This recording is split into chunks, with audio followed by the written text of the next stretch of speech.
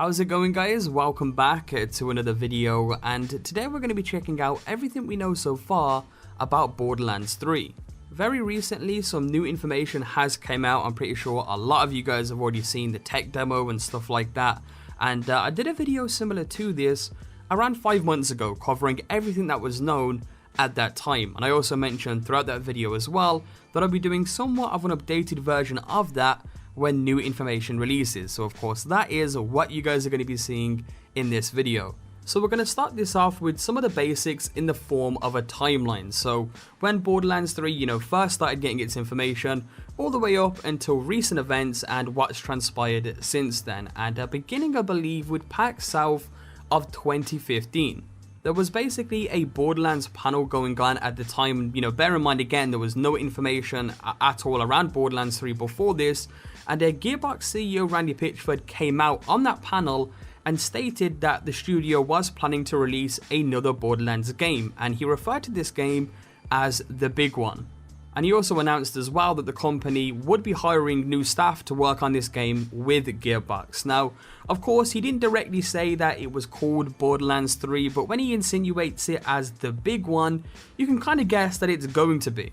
Now, from 2015 moving forward, there really wasn't that much information out there. A couple of things happened in 2016 over at Gearbox's PAX East panel, where Randy Pitchford came out and said that Gearbox's creative champion Mikey Newman, who wrote the original Borderlands game, will also be working on Borderlands 3 as well, and also that the Borderlands 2 art director known as Scott Kester will also make a return for the sequel. So of course nothing too big. I mean, that is good news amongst fans who really wanted that to happen. I know a lot of people were talking about that.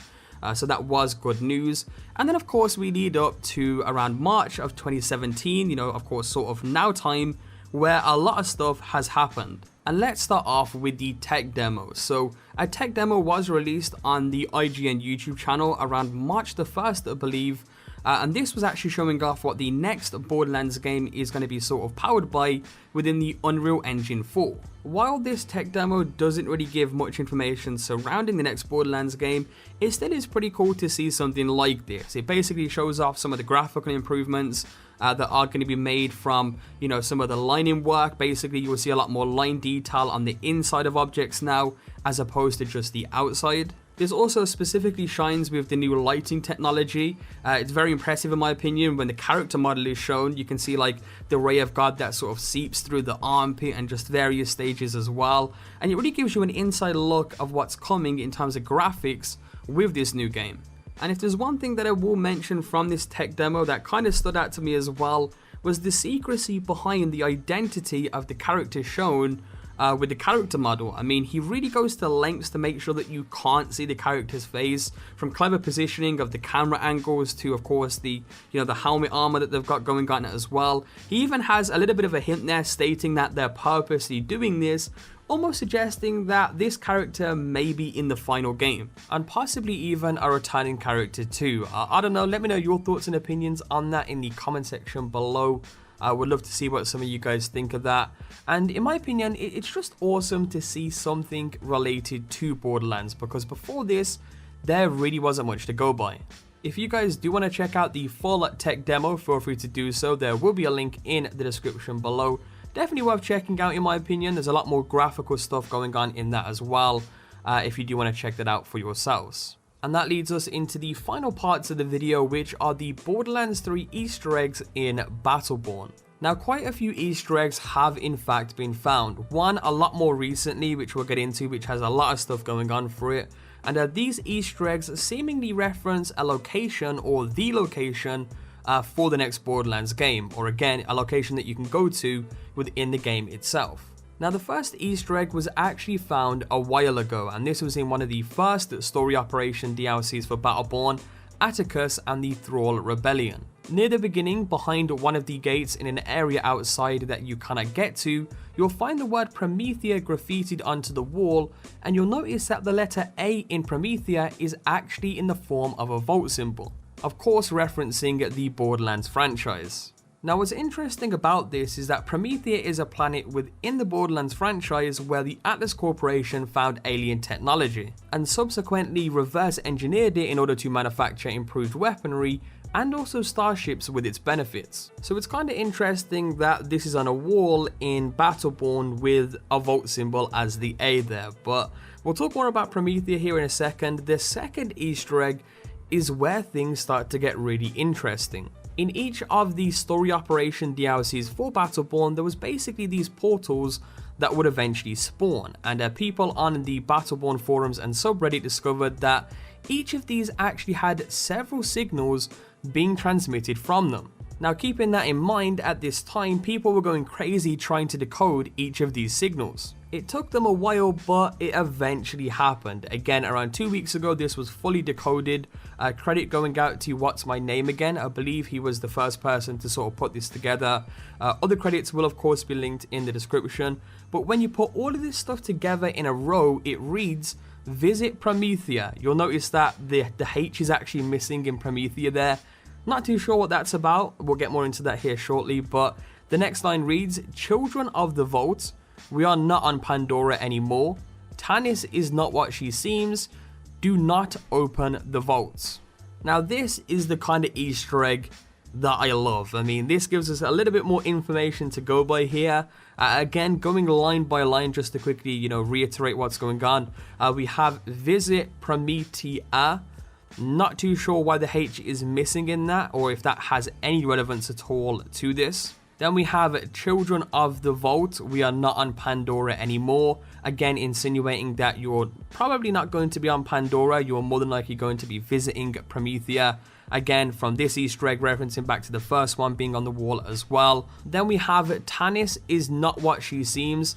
That's one of the more interesting ones in my opinion, because what could this mean? I mean, as you all know from previous Borderlands games, Tannis is sort of like this crazy fanatic surrounding Iridians and Vaults in general. Seems like a pretty decent character, so quite interested to see where that leads there. Let me know some of your thoughts on that one in the comment section below. And then we have, of course, do not open the vaults, and we all know that vaults are going to be opened. Another thing to keep in mind here that could be in reference is at the end of Borderlands 2, or at least the main story when you defeat the warrior, and you go through the short cutscenes, you get somewhat teased with a galaxy map of a bunch of planets with vaults on them. Again, insinuating that we're going to be visiting more vaults in the next Borderlands game. And it all seems to be pointing in one direction, that this game, or the next game, sorry, is seemingly going to be multi-planet, meaning that we can, visit multiple planets and potentially visit vaults of many different kinds. Or at least that's the vibe I get from all of this when you put it all together. Some final things that I do want to mention that's quite interesting about Promethea is that the living conditions are presumably harsh, or at least much worse than what's already difficult with life on Pandora. And one of the reasons why this is presumed is because of the Atlas propaganda message at T-Bone Junction in the secret armory of General Knox DLC. I'll go ahead and play one of the clips to you guys, which is in reference to this right now. Do not worry, Pandora is the 13th most important planet within our interglobal dominion. We might not spend much of our budget on you, but at least you're not on Promethea.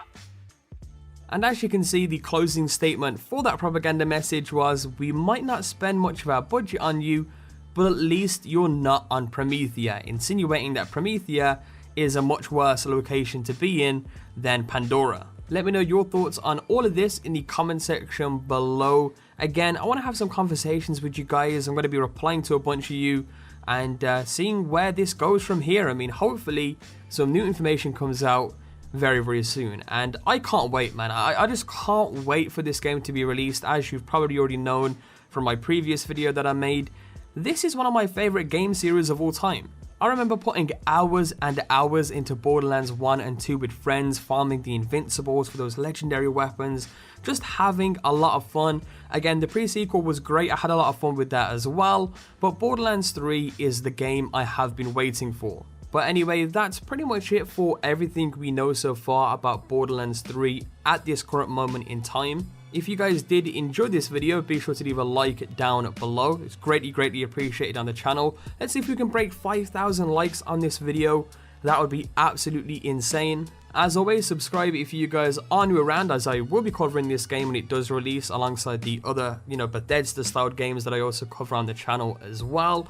And I will catch you guys on the next video.